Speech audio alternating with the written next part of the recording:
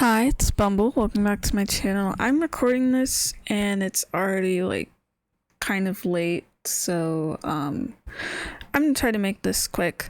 So I originally thought of watching this back when I had watched Dracula and Nosferatu, just because I was watching a lot of like, or not a lot, but really, I was watching like movies from the 20s and 30s and stuff, of like monster movies and things.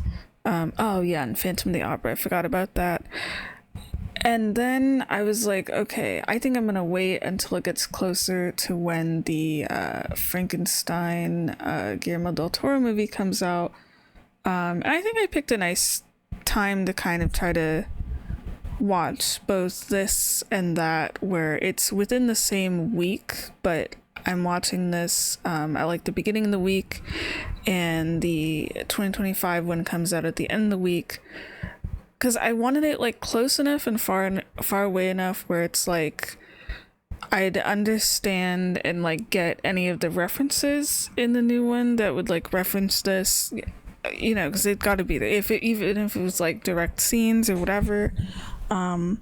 But I also wanted it far away enough where in my head, while I'm watching the 2025 one, I wouldn't be like comparing it to this or thinking about them like too closely or anything, because I know they're supposed to be very different things.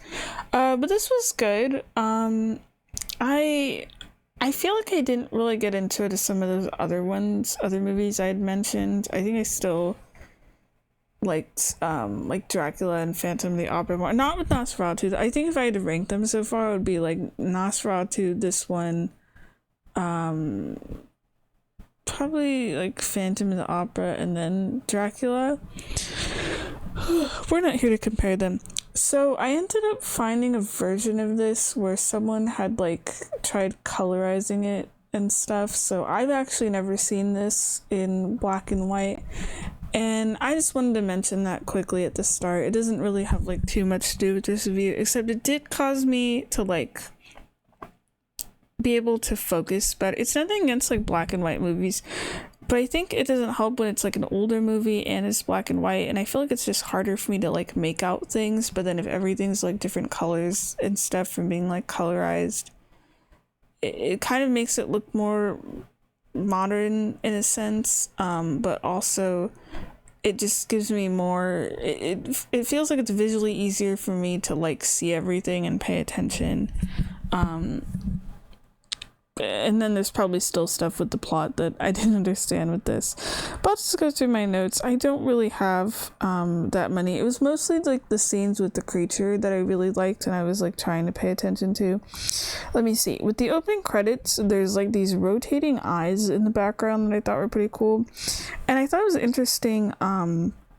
They don't have the actor for the creature listed in the opening credits. They just have a question mark, and at first I was like, damn, they're not even gonna credit the guy, because this is the role that like, what's his name, Boris Karloff is known for, is like being Frankenstein, or at least from what I usually hear. I've never like watched anything else he's in, but he is like properly credited at the end, so that's good.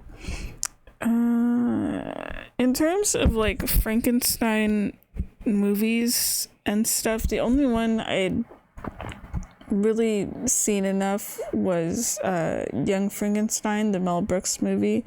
So it's kind of nice watching this and being able to understand more of the like references and jokes. Like in that one, they have the brain from a person named Abby Normal, but it's supposed to be abnormal. But then here it is a brain that's labeled as abnormal that they take for the creature, and it's this whole thing of like Igor trying to take the quote-unquote normal brain and then ending up dropping it and having to take the other brain, and that's sort of like the reasoning of why the monster is supposed to be violent. It's kind of sad actually, because like later on, the brain that they use, the abnormal one, is described as being from like a violent and brutal person. And there's this like doctor who worked at a university who like freaks out of being like, oh, this creature, he's gonna destroy everything and whatever. And Frankenstein doesn't care You know, like I always kind of stop feeling bad, or not always, but like I sometimes stop feeling bad for characters if like, you know, horrible things happen because of their actions, if they've been like warned about it in advance and they like choose not to listen. But yeah, it's kind of sad that like, you know, with the brain and knowing like, oh, it's supposed to come from like a brutal person and whatever, and you think, oh, that's gonna be like the creature is gonna start trying to like attack people and stuff. I mean, he eventually does. Like, he tosses like Victor off a roof and everything at the end. But for most of the film, he's not really like violent. He's just kind of like wandering around and exploring stuff. I mean, he does attack people, but it's only like if they show to be a threat first, you know? Yeah, I felt bad for him throughout the whole thing, but I know that's supposed to be the point. Let's see. I liked a lot of Elizabeth's outfits. I like that the first time she appears, she has these like really dangling pearl earrings. I thought they were pretty. Sorry, I'm like so sleepy, but I'm trying to make sure I can like actually read my notes. Elizabeth was more of an important character than I thought she'd be. Again, I've never read the novel or really know too much about Frankenstein. Like the first adaptation I'd seen of it at all was actually a ballet, which was it was a great ballet. I've talked about it on here already, but at the same time, it's like there's no like dialogue, so I was even more confused. But yeah, Elizabeth, like, she's worried about Frankenstein, of him being like too focused on his work and ignoring his loved ones and stuff. And then she kind of ends up fading out of the plot after a while until she ends up actually meeting the creature and like freaking out and stuff. Which that was a little sad. Like, she's in this really pretty wedding dress and she gets locked in her room because everyone's worried about her, and then the creature just shows up through a window and is wanting to be near her, but then she like freaks out seeing his face and faints, and he doesn't attack her or do anything. He just ends up leaving. So apparently, I thought it was interesting, there's like this doctor guy that who's like in charge of the university and the brains and stuff, and he literally says how Frankenstein could have just taken bodies from the university, but that they were like apparently not good enough, and then he chooses to dig up corpses instead. I mean, I knew that like the creature was made out of like dead bodies and stuff. I just always assumed that was the case because like Frankenstein couldn't find dead bodies anywhere to use, or like find bodies to use, and he like had to use dead bodies. But like the fact that the university had like perfectly good ones and he just didn't want to use them, like, bruh. I love a lot of the like zoomed out shots in these older movies. Like Dracula has a lot of them too. Like there's one where Igor is going into this like basement or something, and he looks so tiny compared to like the building around him.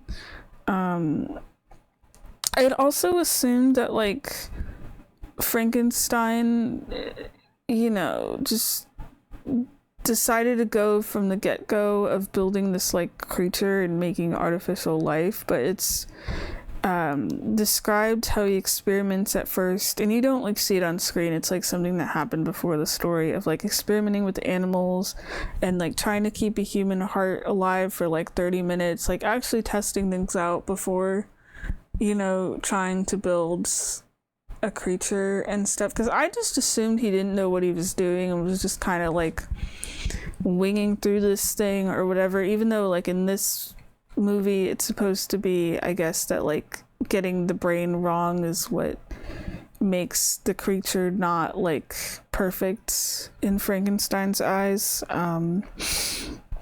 The sound design in this is pretty good too. Like the whole scene of the creature getting brought to life is really cool.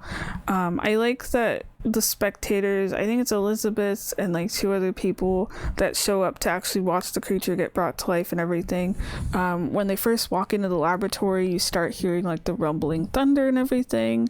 And it's like 20 minutes into the movie that like the creature is actually brought to life, which I thought was good pacing. I was worried it would be like too far into the story and then you wouldn't get to see much of the creature doing like creature stuff, but I'm glad that's not the case. But I've never actually seen the full scene. Like I've mentioned, you're gonna hear me mention in like various horror movie reviews at some point, or maybe ones I've already done. I don't remember, of like so many horror movies will reference Frankenstein and show like TV footage of the it's alive scene and everything. But that's all I've ever seen of the scene. I've never actually sat and watched the full thing. So this is pretty cool getting to do that. I love the part where the camera actually follows as the creature is like slowly lifted up towards the roof. I actually hoped we'd get a shot of like being on the roof and like seeing the creature get hit by lightning or something like that. Instead you just see like the camera eventually stops following him. There's like a hole in the roof and the body's like kind of just there on like this table or something, and it's like getting struck, quote unquote. But I was hoping we'd actually get to like see it. I don't know, I thought it would be like a bit more dramatic. But it's still a really cool scene. I thought the "It's alive" was gonna be yelled out louder. I might be thinking of like Young Frankenstein in terms of like volume and stuff. And I like that Frankenstein sort of like chants that to himself, like the it's alive," as the creature is like lifting his fingers. It gives the vibe of like watching a child take his first steps. Like he gets so giddy. And I like that, you know, he's like excited he brought this creature to life and stuff, and seems happy of like, whoa, it's alive, and being able to move its fingers, and that's like an amazing accomplishment. But then the fact that he immediately like compares himself to God, I didn't like, but you know, I get that's supposed to be the point. And then it cuts to like a few days later, and then I guess Frankenstein hasn't seen the creature since, which I think sucks. Like he said, like the creature's described as being a few days old, and he's just been forced to live in darkness this whole time. But I'm surprised he's like able to walk like immediately and can actually follow directions. He just like can't say anything. Frankenstein talks to him like he's a dog, or like kind of like a cool thing to show off rather than a person, and it's just like, damn. One of the scenes I really liked is when the creature is shown light for the first time. I think it's like light through a window or something. And he and the movie isn't like the one that I watched, wasn't like perfectly colorized or anything, and it I think got some of the colors wrong. Like, isn't Frankenstein supposed to be green? I mean, in the black and white original one, you know, he wouldn't be green either. But it got the colors kind of weird. So it didn't really look like light, but I think it was supposed to be light. But yeah, the creature is shown light for the first time and actually reaches his hands up towards it, and then when the light is gone, he reaches his hands out towards his creator instead. I assumed it was for like the light and warmth that he felt of the light, and then he's ignored, and there's this close-up of the creature's hands shaking, like slightly stretching out towards Frankenstein. That just breaks my heart. And then he has that pose throughout like the rest of the movie where to certain people, like when he meets Elizabeth for the first time, he reaches out his hands because he's like seeking comfort and stuff, or at least that's what I assumed it was. That just feels really sad. Like I've always kind of seen that pose, you know, it's like the one for zombies where they just reach their hands out. I mean, usually for zombies, I think it's just like they're reaching out towards people to get their brains, but with Frankenstein, I'm assuming it's like seeking affection. How does the creature know how to be afraid of fire, though? That's like one of the things I didn't understand. Like, even from the beginning, he like gets freaked out. Like Igor ends up where is it, trying to scare the creature on purpose with fire. I guess just to be an asshole. I think Frankenstein kills him. I don't completely remember. But, like, even from the beginning, like, the creature's afraid of fire. I thought that's where the fire bad line comes from, but I think that's from Bride of Frankenstein. The funny thing is, I watched Bride of Frankenstein before watching this. I watched them, like, a month apart from each other, and I kind of regret that. I found Bride of Frankenstein like a bit boring, except for the part with like the blind old man and then the end when you finally get to see the bride. I liked this one better, but I mean, the Bride of Frankenstein's supposed to be a sequel to this, so now I kind of wish I watched them in reverse. And I would say, like, oh, I can just watch Bride of Frankenstein tomorrow, and then I remembered I'm actually not going to be home for, like, a couple of days. And then when I come back, I get, like, one day to chill, and then it's the day that Frankenstein 2025 gets released. So I don't think I have time to watch Bride of Frankenstein. Because I don't want to watch any, like, Frankenstein stuff directly before watching Frankenstein 2025. But yeah, the creature is afraid of fire immediately. If anything, I would have just assumed, because of his reaction to sunlight, that he would have tried to, like, touch the fire, like, being more curious about it, but he's, like, immediately afraid of it. The other thing I was going to say about the fire bad thing is I always forget that's even from Frankenstein, because my dad always references that and trying to do the voice, and it's just a line I associate more with my dad than I do the source material. Okay, I'm gonna kind of rub my eyes. I'm having trouble reading this because I have this just written down on my phone. So the creature eventually starts attacking people. I think it's only because, like, they kept showing him fire with, like, torches and stuff, and then they lock, like, the creature, before he even hurts anybody or does anything, is just kept as, like, a prisoner, basically, in Frankenstein's lab in, like, a little jail cell. He eventually gets to escape, though. That's cool. There's a part where I think it's Frankenstein's dad. I'm not sure. I think he's just called, like, Baron Frankenstein. I just assumed it was his dad.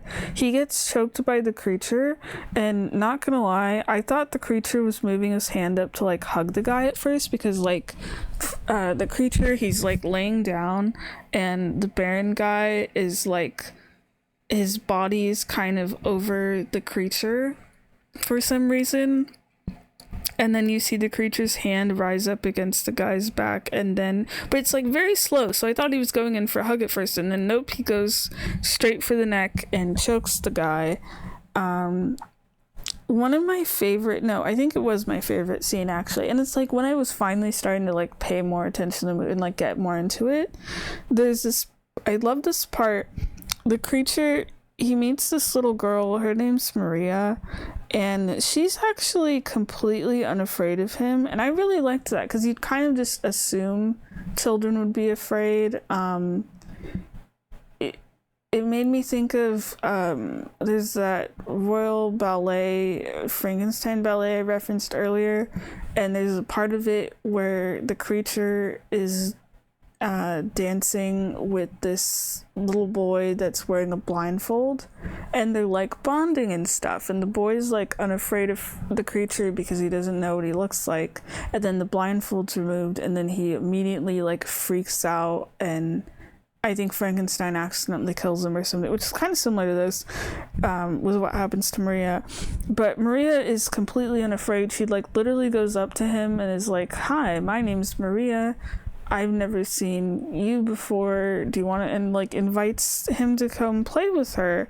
And she even, like, takes him by the hand, and then it's like the first time he smiles. It's so sweet. She gives him this flower, and it's probably, like, the first time anyone's shown this poor guy, like, kindness, and he's so gentle with her too. There's, like, this part, I couldn't really tell what he was doing. I thought he was, like, tying flowers around her wrist, but he, like, touches her hand in this, like, very gentle way. I mean, I'm assuming he doesn't know what a child is, and that children are, like, more fragile than adults. It's probably just like, who's this, like, tiny human? but they play this game together where they're throwing like these daisies into the water, and then it gets kind of funny and kind of sad. I mean, I laughed, but it's just the way that it like looked was funny to me, not really like the action itself. He tosses her into a pond because he runs out of flowers to toss, but like the way he tosses her is really funny, and then it becomes sad immediately. And it's probably not supposed to be funny, I don't know, because she doesn't resurface, which means she drowned in there, and then he runs away. Later you get to see her.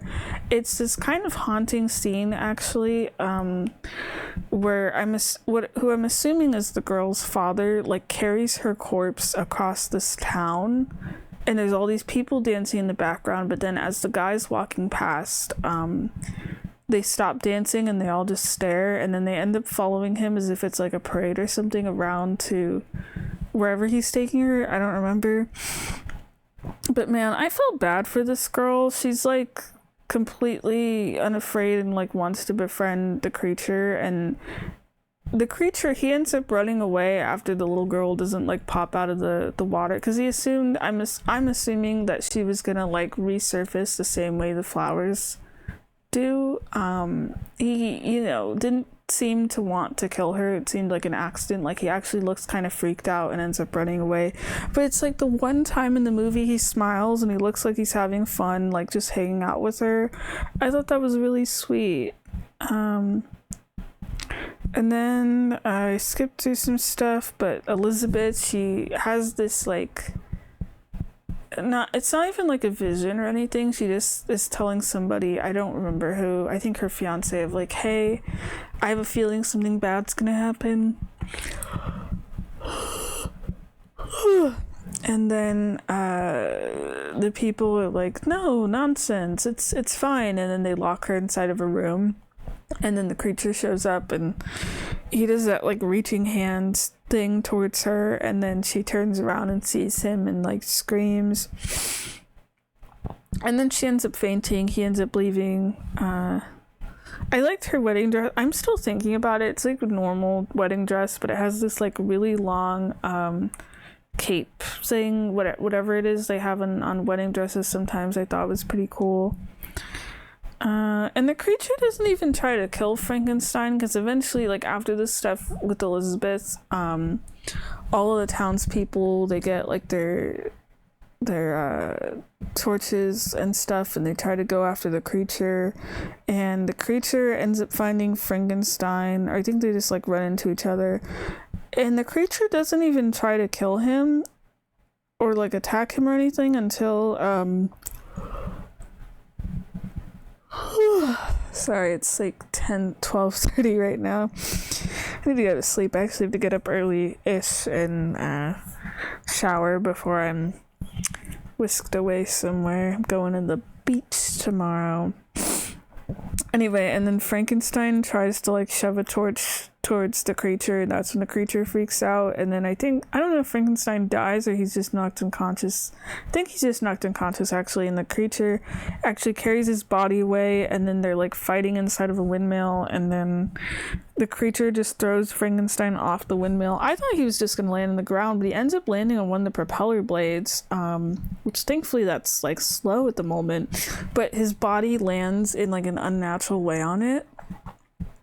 And then he falls to the ground, and the villagers get like pissed, and then they burn down the windmill. And it's sad hearing the creature like screaming in fear as he's trying to leave the windmill. And the creature doesn't scream like the way that like people usually scream, where they're like and whatever, because he doesn't talk. He just kind of makes these like grunting noises, like you know, but he's making those in like a more distressed way that's like, I think, supposed to be screaming. When the windmill gets burned down, and then I think he like dies in there. He gets stuck under a plank of wood or something. And then I remember with Bride of Frankenstein, it starts where he just crawls out of the ashes of that windmill and stuff, and then continues from there. Man, I wish it wasn't 12:30. I feel like I need to just watch both of these back to back, because this one's like an hour, but it's sort of nice because, like, you know, he ends up coming back, he ends up being okay, and then he goes and he wanders around and befriends that old man for a bit and stuff. I just think it's sad in both movies, this one and Bride of Frankenstein, where the creature actually befriends someone and the person like genuinely wants to be the creature's friend, and they're separated in some way where, you know, the creature isn't allowed to be happy apparently, where it's either through death or the creature gets like taken away or something or whatever. No, wait, I think in Bride of Frankenstein it's that the old man gets like separated from the creature or something and gets really upset about it because he's like, no, that's my friend, and the people aren't listening. I won't get to rewatch in time. I mean, I can watch it on Thursday, but then the movie comes out on Friday, and like I said, I don't want the stuff to be like too close to each other. I don't want to have any other Frankenstein adaptation on the brain when I watch the Guillermo del Toro one. Okay, I'm going to bed. When it gets to like 12:30 and you hear me, or you know, like that late, and you hear me yawning and stuff, and I try to do these reviews, it's like my brain just kind of just like stops working basically, and it's hard for me to get my thoughts in order, so I'm going to sleepies. I wish I wasn't so tired doing this though. I normally would not record this late. It's just I'd finished something, and then I needed to kind of get this done because I'm on a tight schedule with time. But yeah, this was good. I was expecting it to be as like fantastic and stuff as like Dracula as an example. It wasn't. I don't know. Maybe I expected more out of it because, you know, it's Frankenstein. It's one of the classic monsters and stuff, even though he's like not a monster. I mean, the creature isn't a monster. Frankenstein is the monster, personality wise and stuff. But no, it's really good. I just need to like not compare it to the other ones. I need to just stop comparing these movies. I don't know, it's sort of fun. But yeah, this was really good. I thought Boris Karloff did great as the creature.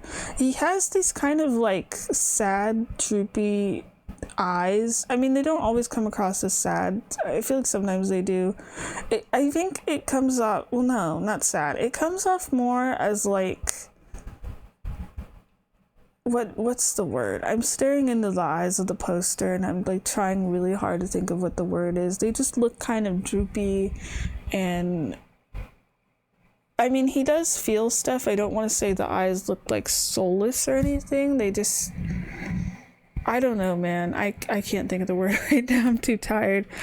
Which is interesting because like the 2025 one, I don't remember if I've seen what the creature fully looks like. I know there's like photos of it on the internet somewhere, but the eyes, the creature is seen through a cloak and they look more emotional. Those look sad to me. But anyway, I'm gonna post this I think around the same time I'm recording this, just because I want this review available, and then I want the 2025 one also available when I watch it, just in case you got a refresh or want to hear my thoughts on it and stuff. Oh yeah, I moved around the logo a little bit, or like the actual screen of it on OBS, to try to make it a bit bigger.